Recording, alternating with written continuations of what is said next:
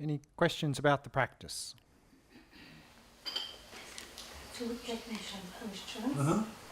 One, I was doing in the entrance of the nostril, and I found myself choosing. So is it okay? That's the first one. Yeah. You will probably notice the question is choosing nostrils.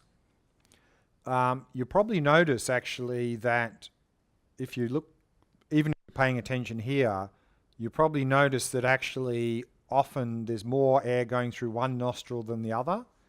And it's not always the same one. It sometimes swaps. And sometimes it's even. Sometimes it's balance.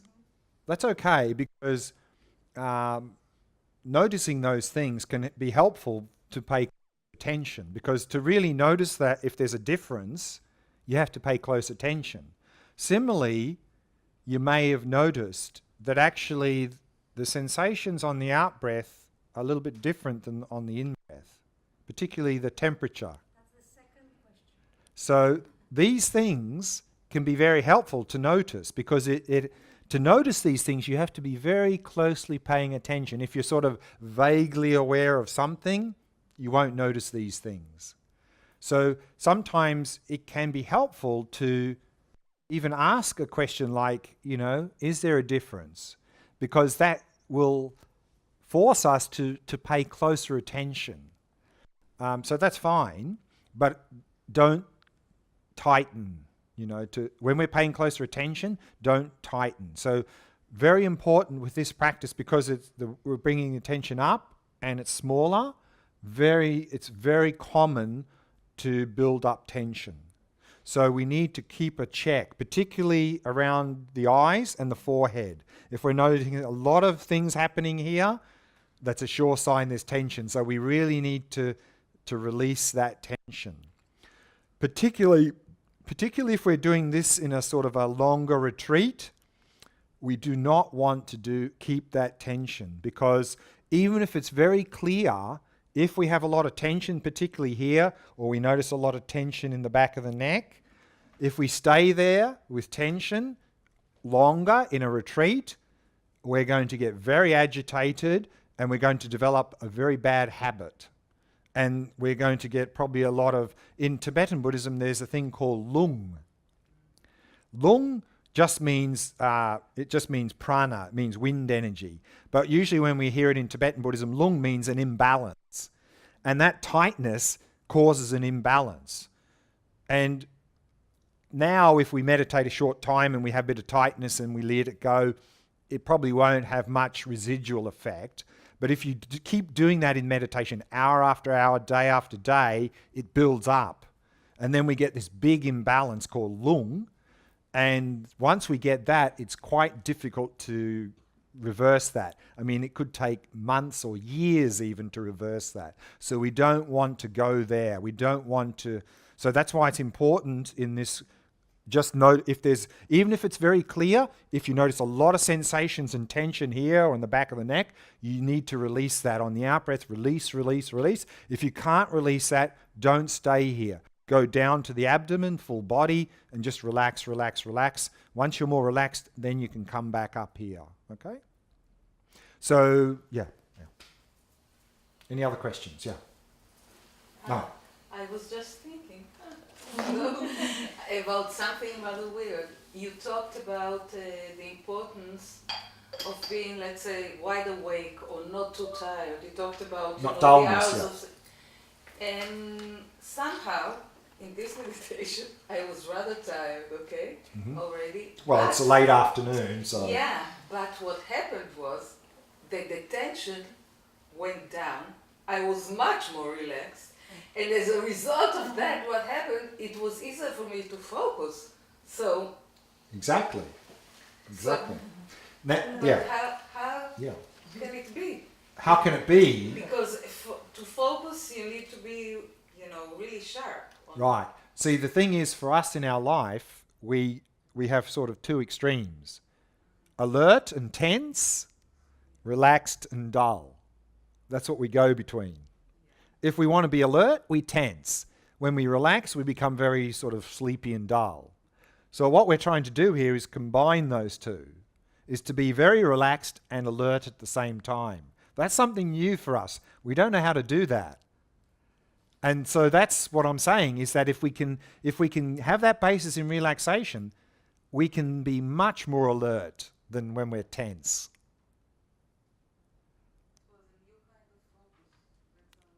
Exactly. And it's much more sustainable. Because if we're tense, we're going to get very agitated and distracted and exhausted, and it's not going to work longer term. So really, if we can have that relaxation, we can be much more clear and alert. And what often happens in this sort of practice is we develop this relaxation a bit and we go, oh, now I'm really relaxed. And we keep going. And then suddenly we go to a deeper level of relaxation. And then we go, wow, I'm really relaxed now. And then we keep practicing and we go deeper and we go, this is unbelievable relaxation. And yet I'm completely there, completely alert. So there are many levels of this. And the deeper we can go with the relaxation, the better basis for clarity and stability. About the counting, you said to make the inhale, out breath, and then in breath, and then count. And I find it easier for me to out breath, inhale and exhale, and then count. Yeah, so sure, is it? sure. Yeah. Good question. So with counting, there are many possibilities, many variations. So I mentioned that sometimes in some traditions you just keep counting. Some get a little bit elaborate, like count up to 10 and then go from 10 back to 1. And some say every second breath count 1. Some say 1 on the in-breath, 2 on the out-breath, more or less.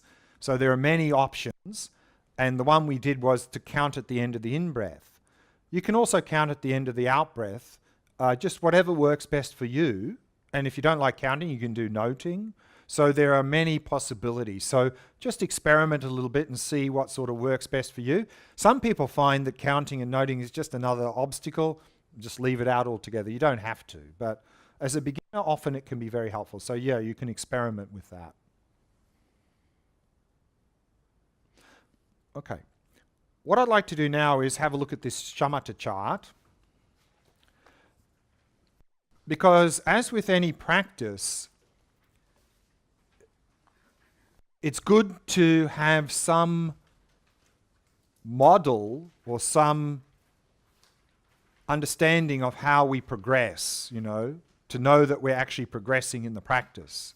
So this is usually the standard model that is presented for Shamatha practice. And this is a 9-stage model. There are 9 stages we go through to Shamatha. Tomorrow, when we look at the practice of observing the mind and resting in awareness, for those practices, often you won't see this 9-stage model. You'll see a different model, a 4-stage model. And we'll look at that tomorrow. But this is the sort of the standard model, particularly if we're using the breath as the object. So let's have a look at this chart. So if we just go briefly into the next page at the top, again it said there, Shamatha is attained by progressing through the 9 stages. These are the 9 steps along this windy road. By relying on the 8 antidotes to abandon the 5 faults. This is accomplished through the 6 powers and the 4 mental engagements. So the 6 powers are the 6 windy bits of road. So let's have a look at these stages, and there I think will be some practical advice for our practice. So down here at stage 1, so again we saw the meditator with the 2 tools, the rope of mindfulness in their left hand, the hook of introspection in their right hand. And here at stage 1, which is called setting the mind, we have the elephant, which is the mind. The fact that it is black is symbolizing dullness or laxity. Monkey is symbolizing discursive thought in general. The fact that it's black is symbolizing this excitement, the most common form of distraction. So here at the first stage of practice, we see the elephant and monkey are running wildly ahead of the meditator. So what we realize or what we experience at the first stage of practice is that our mind is completely out of control. That we sit down, we try to focus, say, on the breath, and then usually after 2 or 3 seconds, off we go on some story, and often distracted for many minutes at a time. And then after some minutes we go, oh, hang on, I'm supposed to be focusing on the breath. We come back to the breath for another 2 or 3 seconds, and then off we go again. So that is describing the first stage of practice. Now, of course, when we have this experience, then often people think, I can't meditate. I just can't meditate. In fact, since I've started trying meditating, my mind has got worse, so I must be doing something wrong. Because usually, if we've never meditated before, we have this idea that our mind is not too bad. You know, I should be able to focus on the breath, not too bad. Okay, I might get a little bit dull and distracted, but that can't be too difficult. I should be able to do that okay. And then, of course, when we sit down and we try to focus on the breath and off we go for long periods of time, we're barely on the breath for more than a few seconds, then we think, yeah, I just can't meditate. I'm definitely doing something wrong.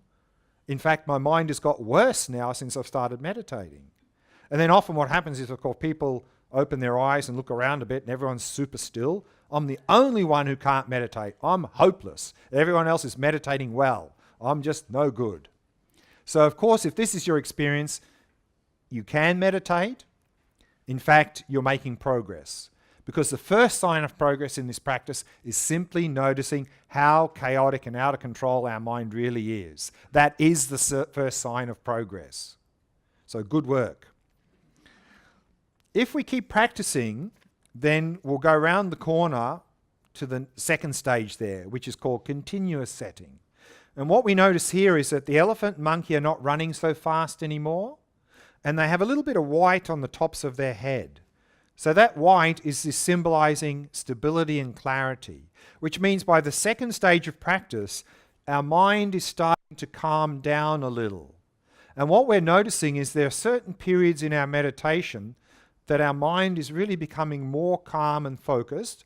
And here at second stage, maybe we can focus on the object for 1 or 2 minutes before we're distracted. But still, at stage 2, we're usually distracted for long periods of time. If we continue to practice, we'll go around the corner to stage 3 and 4. And this road here, the third road, is called the Power of Mindfulness. So by stage 3 and 4, our mindfulness is getting a lot better. And we see that now is the rope of mindfulness is tied to the elephant of the mind. So by stage 3, now mindfulness is getting a lot better. We can focus on the object maybe up to 5 or 10 minutes before we're distracted. And then now when we're distracted, we quickly recognize that we're distracted and we quickly come back to the object. And that's symbolized by the elephant turning the head backwards, meaning we quickly come back to the object. But what we notice at stage 3 now is that the rabbit has come into the picture. The rabbit on the back of the elephant. So the rabbit is symbolizing subtle dullness. By stage 3, mindfulness is getting a lot better. We can focus on the object quite well. 5 or 10 minutes, no problems. And if we get distracted, we quickly come back. So it seems like, we've gone a long way. It may even seem like we must be really close to Shamata now. Even though mindfulness is getting a lot better, the quality of our focus still needs a lot of work. Even here at the first stage of practice, you may have noticed that you're focusing on the breath and then you're thinking about other things at the same time. So that's a lot of background static and noise. So that's a lot of sort of agitation. But also, here even at stage 3, maybe we're focusing on the breath quite well, but it's not very sharp. We're noticing sensations, but they're not very clear. So that is subtle dullness, that we're on the object, but the object is not appearing very clearly. We need to start to notice that now. That's called subtle dullness. If we don't notice that we'll get stuck there. We'll think my focus is quite good. I'll just keep going what I'm doing. But we need to improve the sharpness, the clarity. So that's why from stage 3, we need to pick up this subtle dullness. Of course, the rabbit was there at stage 1 and 2, but at stage 1 and 2, we had much heavier problems to worry about than a little bit of subtle dullness. Stage 4, mindfulness is getting quite good now. By stage 4, we can hold the object the entire session without ever completely losing it. But still, we need a lot of work on the quality of our attention. And that's what we're doing over stage 5 and 6. You see on stage 5 and 6, the hook of introspection is very prominent. And so here at these middling stages, introspection, quality control, is noticing if our mind is getting a little agitated, a little bit dull, and refining that. So the analogy given here is the analogy of a guitar string. That if a guitar string is too tight or too loose, it doesn't play well. Likewise, if our mind is too tight or too loose, it doesn't focus well. So we're constantly fine-tuning our focus here, finer, more finer, and finer and finer. That's what we're doing over these middling stages. And then we see by stage 7 now the rabbit is gone. We're saying goodbye to the monkey. There's hardly any black left on the back of the elephant. So by stage 7, if we notice any little hint of any subtle agitation, subtle dullness, we immediately dispel it. By stage 8, monkey gone, no black on the elephant, which means by stage 8, now all we need to do is put a little bit of effort to start the meditation, and then it runs completely effortless without any hint of subtle agitation, subtle dullness.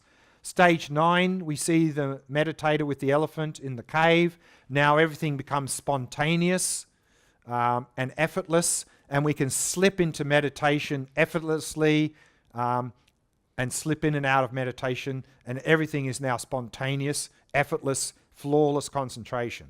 But we still haven't achieved shamatha. What happens from stage 9 is we go through this radical transition where we go through this physical and mental pliancy, which we briefly mentioned earlier, the body feeling light like cotton, symbolized by the person flying through the sky, and then the meditator on the elephant in mind can turn their mind to whatever they want without any resistance. So we go through this radical transition, we achieve this physical and mental pliancy, and then we achieve the goal of shamatha, the diagram in the middle at the top. And then right at the top right-hand corner, we see one more diagram. Now we see the meditator with a sword in their hand.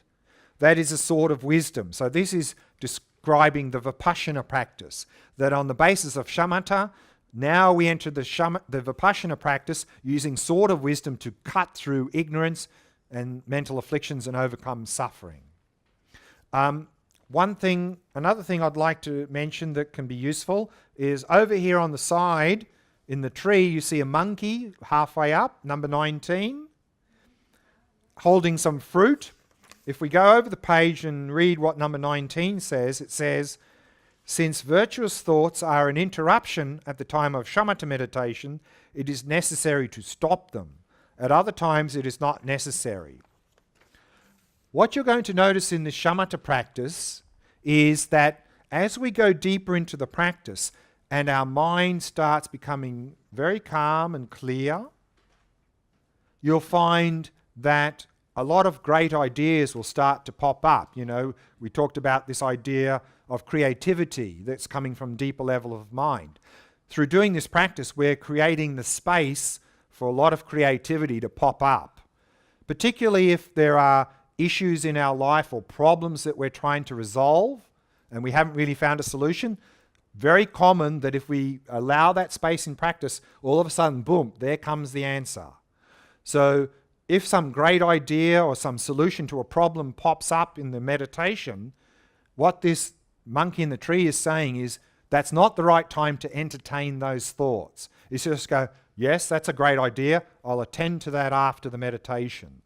If you're worried about forgetting it, you can even have a little notepad beside your meditation table, write a few key words, go back to the practice, and leave that for later. So that's what this is number 19 is saying.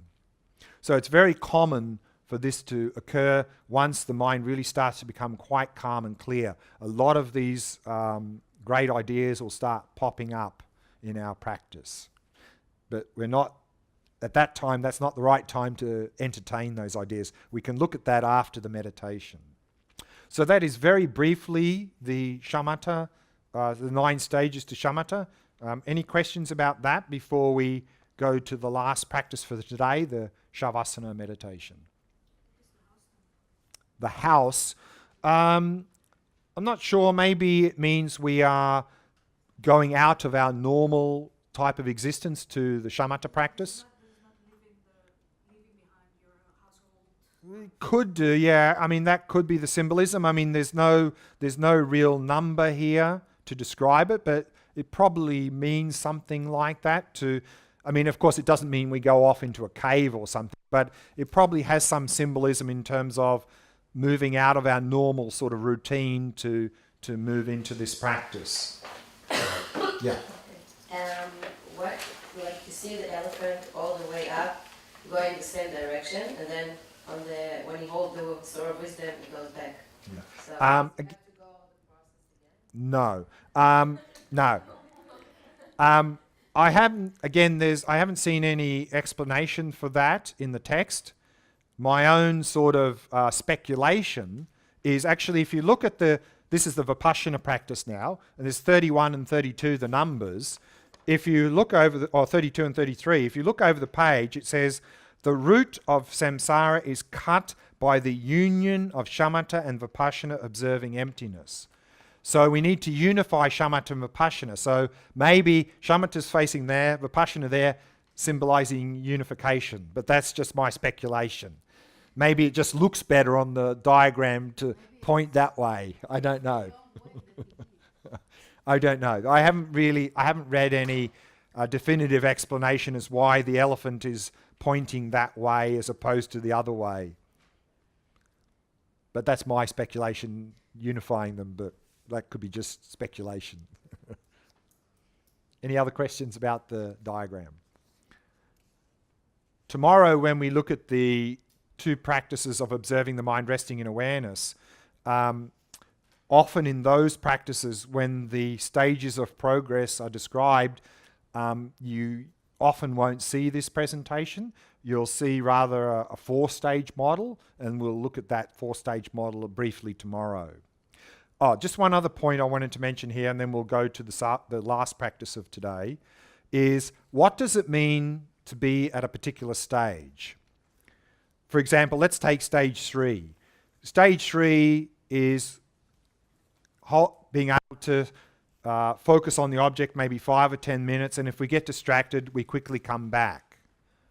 Now, as a beginner, we may even have occasionally a meditation like that. Maybe one particular day our mind is really focused, we're on the object 5 or 10 minutes, we get distracted, quickly come back. But that doesn't mean we're at stage 3. To be at stage 3 means that's our normal average experience.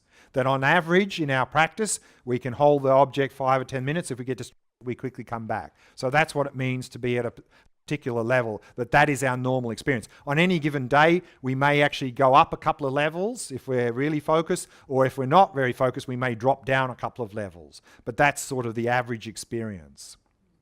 And just one other point actually is that often people ask, if I get to a certain level or I get to shamatha, will I stay there? The analogy I often give there is that, if we go to the gym and achieve a certain level of fitness, if we stop going to the gym, do we stay that fit? No. But if we do a minimum level of physical activity, we can maintain that level. If we want to go further, we need to put extra effort. So similarly here, we put a lot of effort to get to a certain level. If we stop practice, slowly we'll go back. But then if we want to maintain that level, a certain minimum amount of effort to maintain. If we want to go further, of course, more effort. Similar idea to the gym. So we have a similar idea here. Of course, once we get to the higher levels of practice, even the middling levels, we're going to already be reaping a lot of benefits from this practice. Our lives will be dramatically improving. So what we'll find is that once we get through to the middling levels particularly, we're not going to go, oh, I don't think I want to meditate anymore. That idea won't enter our mind because we're benefiting so much from this that we'll just want to continue the practice. Okay. So that's all I wanted to talk about the Shamata. And we'll look at this 4-stage model tomorrow. So now to finish today, I'd like to look at the breath practice, particularly using the Shavasana posture. So again, with posture in meditation, 2 things important: back straight, body relaxed. And normally, of course, we would sit upright, either cross-legged or in a chair or meditation stool. But sometimes people have back problems and finding sitting upright is painful, or maybe we're sick or injured or something and it's not possible to sit upright. Then we can lie down in meditation using the Shavasana posture. So that's lying flat on your back with your arms a little bit to the side, the palms facing upwards. The reason we have palms upwards is that by having the palms upwards, it opens our shoulders. If we have them this way, the shoulders sort of close a bit. So we have them open, and that helps with the breathing. The legs a little bit apart, so forth. To talk about this before we do the practice, I'd like to read briefly from Alan Wallace again in his Attention Revolution, and he talks about this point here on page 19. He says the following.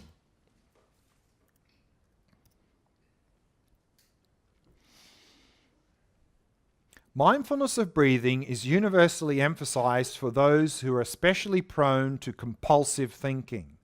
As the 5th century Buddhist master Asanga comments, so now he's quoting Asanga, who says, if involuntary thoughts particularly dominate your behavior, then focus the mind in mindfulness of the exhalation and inhalation of the breath. Since nearly everyone living in the modern world is coping with an overload of thinking, remembering and planning, this may be just what the doctor ordered, a general prescription for soothing and healing overworked bodies and minds. Although Buddhism generally encourages cross-legged meditation, the Buddha encouraged his followers to practice in any of the 4 postures of walking, standing, sitting and lying down. Any of these positions are perfectly suitable. Not everyone living in the modern world has the same type of mind or nervous system. If you tend toward excitation, you may find lying down especially helpful for releasing the tightness and restlessness of your body and mind. But if you are more prone to laxity or dullness, you may simply fall asleep whenever you lie down. So it may be necessary for you to be upright when meditating. Lying down can also be very useful for meditation if you are physically tired but not yet ready for bed. In this case, you may not be able to rouse yourself to sit upright in a posture of vigilance, but the prospect of lying down for a while may be inviting. Surrender to your body's need to rest and use the supine position to calm the mind as well. This likely will be much more refreshing and soothing than watching television or reading a newspaper. The supine posture may be your only option if you are ill, injured, or frail. It may be especially useful for meditation by those in hospitals, senior care facilities, and hospices. Mindfulness of breathing is great for preparing your mind for mental training, but it also can help you fall asleep. If you suffer from insomnia, the above method can help release tension in your body and mind when you go to bed at night.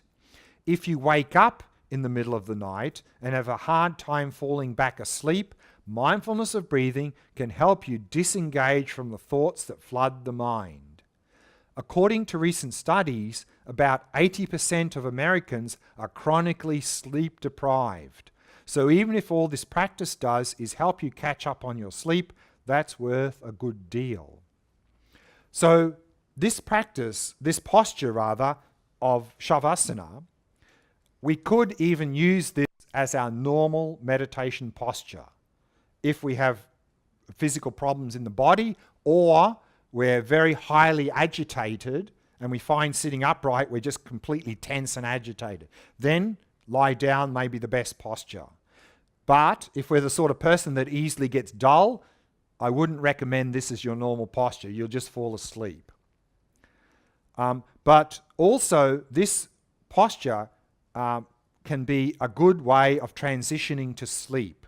So what we can do at the end of the day, when we go to bed, is go into this posture, this Shavasana posture, and then do this mindfulness of breathing exercise. Just noticing sensations of the breath throughout the body, and then on every out breath, relaxing, relaxing, releasing any tension in the body, releasing any thoughts in the mind. Because often when we go to bed, often our mind is still churning around a lot of things from the day, maybe you have a lot of tension in the body, and we find it hard to go to sleep. So then this practice can help to release the tension in the body, to release the thoughts in the mind, and then it can help to transition into sleep.